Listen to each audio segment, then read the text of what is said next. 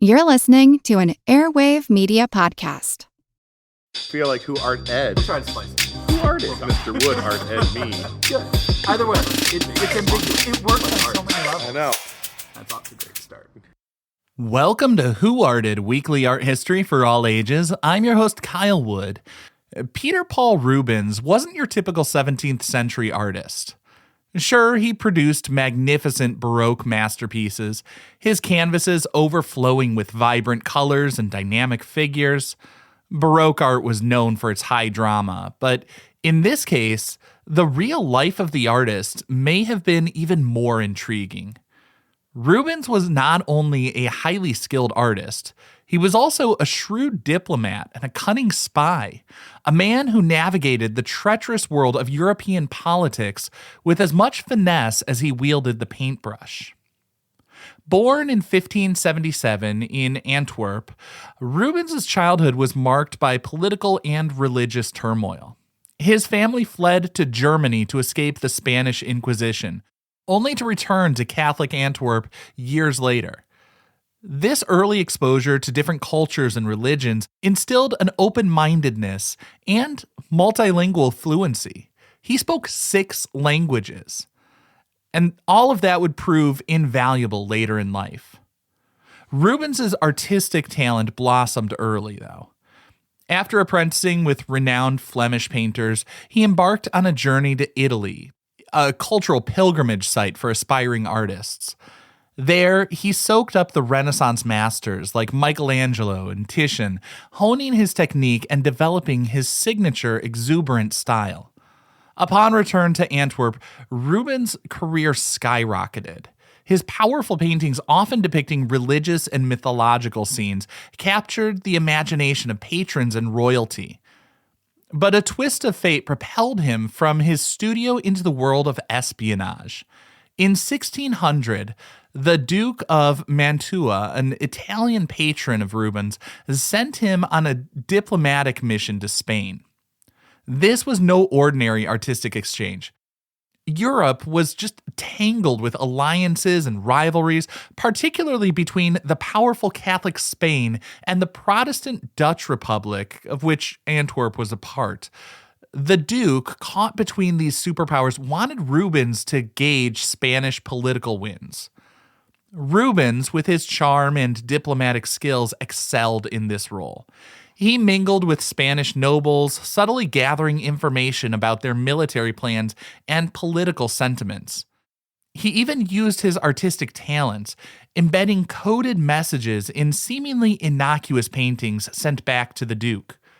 This covert mission marked the beginning of a double life for Rubens. Back in Antwerp, he continued producing masterpieces while simultaneously serving as an unofficial ambassador for the Spanish crown. He skillfully navigated the political landscape, conveying messages between Spain and the Dutch Republic, fostering peace talks during a brutal war. And his contributions were significant. Rubens' diplomatic efforts actually paved the way for a temporary truce between the warring powers, a much-needed break for the war-torn Europe.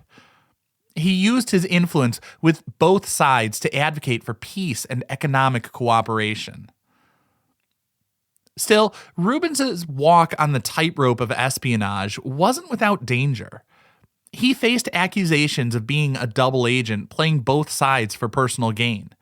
Some historians believe he genuinely desired peace, using his artistic fame and diplomatic skills as tools for reconciliation.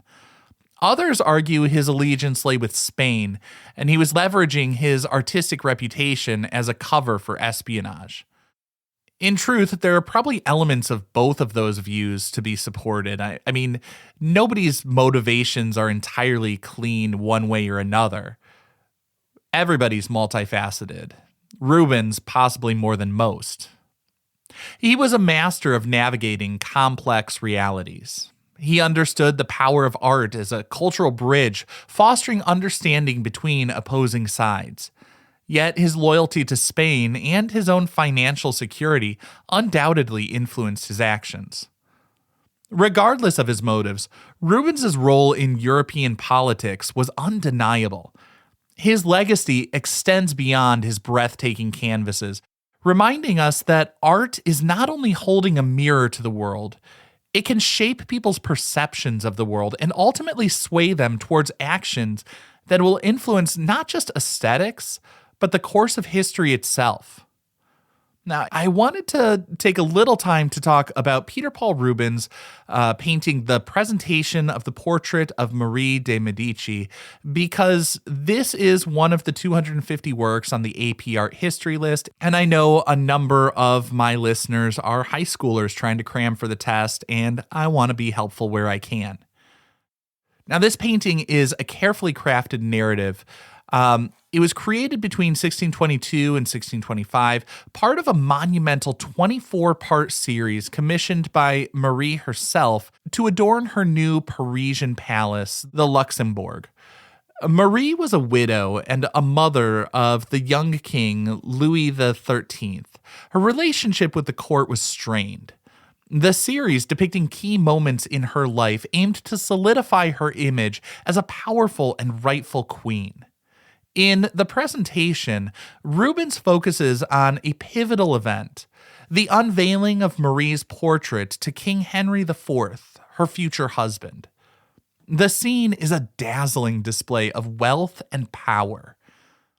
Henry, captivated by the portrait, leans forward, his posture echoing courtly etiquette. But Rubens goes beyond mere portrayal. He fills the scene with symbolism. Hovering above the portrait is Hymen, the god of marriage, showing the couple with blessings.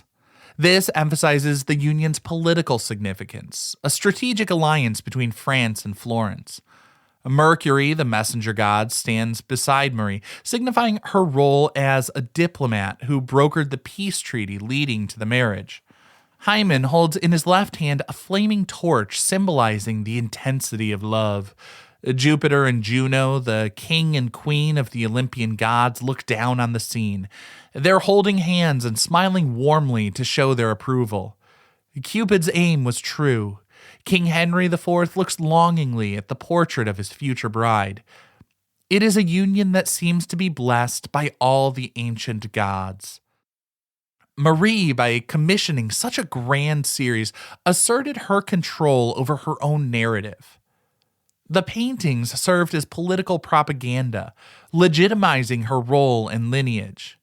With its blend of historical accuracy and allegorical flourishes, the series exemplifies the Baroque style of art.